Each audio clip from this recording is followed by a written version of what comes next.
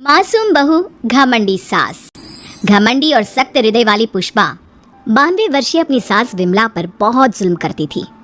ससुर के गुजर जाने के बाद से पुष्पा ने अपनी सास विमला का जानवरों से भी बदतर हाल कर दिया था। वो उसकी गिनती घर के नौकरों में करती, उसे अलग थाली में खाना देती, रहने के लिए अलग छोटा सा कमरा। ये सब देख पुष्पा के पति आलोक को बेहद दुख होता, लेकिन वे चाह कर भी ना कुछ कह पाते ना कुछ कर पाते। एक तरफ उसकी 92 वर्षीय वृद्ध माँ थी तो दूसरी तरफ उसकी धर्मपत्नी। वो करता भी तो क्या करता, वो असमंजस में पड़ गया था।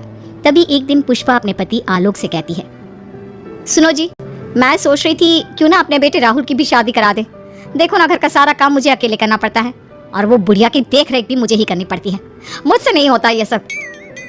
ठीक है, हम राहुल के लिए लड़के देखना शुरू करते हैं। वैसे भी अब उसकी उम्र हो चुकी है। पुष्पा राहुल की शादी के बारे में सोचकर मन ही मन खुश होने लगती है।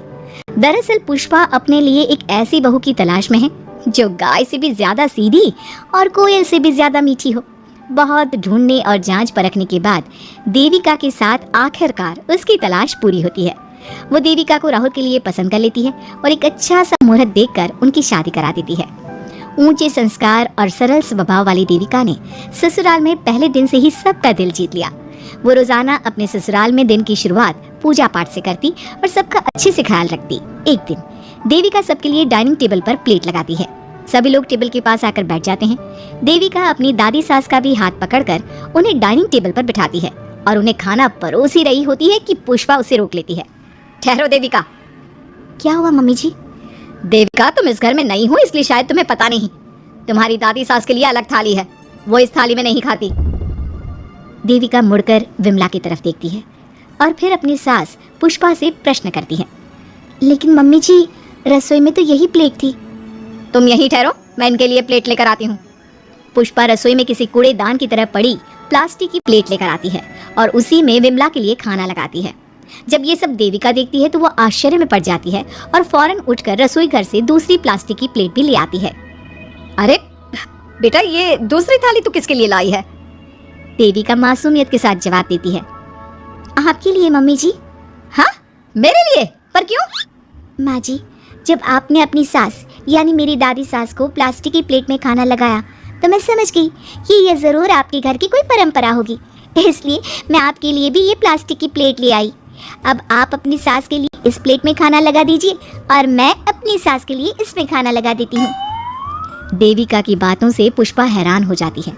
वो सोच में पड़ जाती है कि वो अपनी बहू देविका की मासूमियत पर खुश हो या फिर उसकी नासमझी पर दुखी। इसी तरह दिन बीतते चले जाते हैं और अब देविका को घर का माहौल और सास का स्वभाव सब समझ में आने लगता है। एक दिन सुबह पुष्पा अपनी सास यानी विमला को उसके कपड़े धोने के लिए कहती है और ये सब दूर से देविका देख लेती है। उसके कुछ ही समय बाद देविका आती है और अपनी सास पुष्पा से कहती है, मम्मी जी, मैंने घर का सारा काम कर लिया है, कपड़े, बर्तन, झाड़ू, पोछा सब लगा लिया है। अब मैं आपके पैर दबा देती हूँ। अरे लेकिन बेटा, तूने कपड़े नहीं धोए? मेरे कपड़े तो अंदर कमरे में ज्यों के त्यों पड़े हैं। मैंने आपके कपड़े नहीं धोए मम्मी जी। आप जब दादी से बोल रही थी ना कि आज उन्हें अपने कपड़े खुद धोने होंगे तो मैंने सब सुन लिया था। फिर मुझे लगा आज पूर्णिमा भी है, इसलिए शायद ये आपके घर की कोई रस्म होगी, तो मैंने आपके कपड़े भी नहीं धोए मम्मी जी।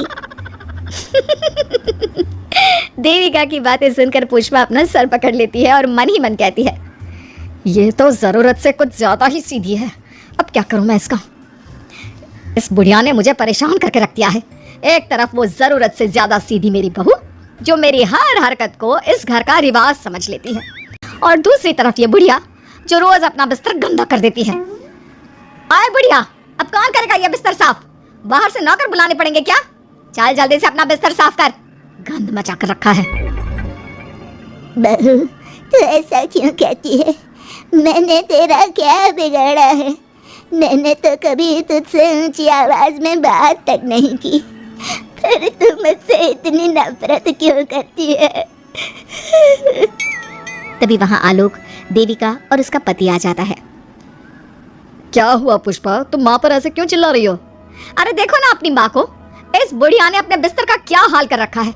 इतनी बदबू आ रही है इस बिस्तर से, किसी काम की नहीं है बुढ़िया। आप एक काम क्यों नहीं करते, इस बुढ़िया को वृद्धाश्रम क्यों नहीं छोड़ाते? आलोक ये सुनकर परेशान हो जाता है। वो मन ही मन अपनी माँ से अपनी गलतियों की माफ़ी तो मांगता है, लेकिन जुबान से कुछ नहीं बोलता।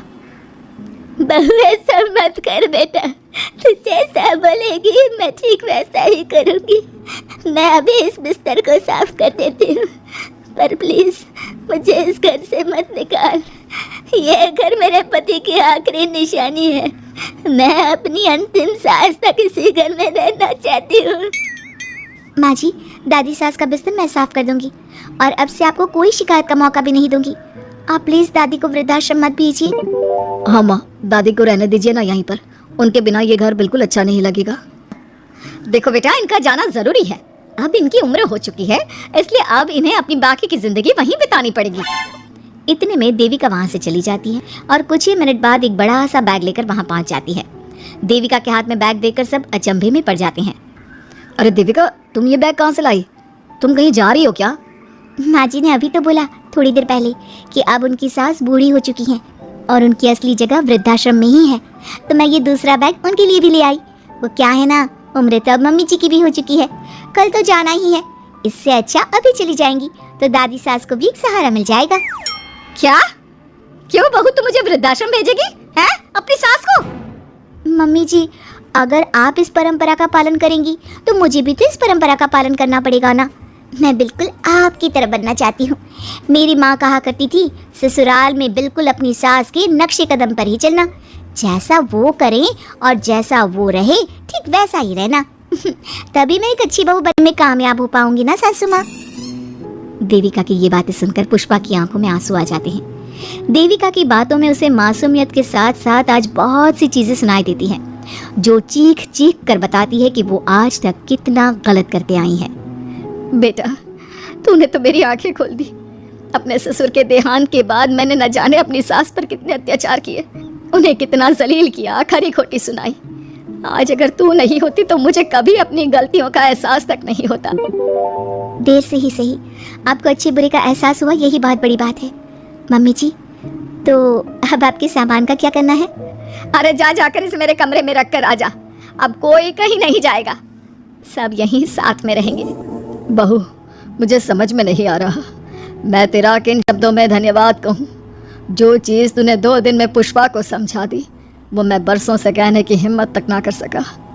पापा जी, ज़रूरी नहीं कि हर बात कहकर भी बताई जाए, कभी कभी अपनी गलतियों का एहसास कराना भी ज़रूरी होता है।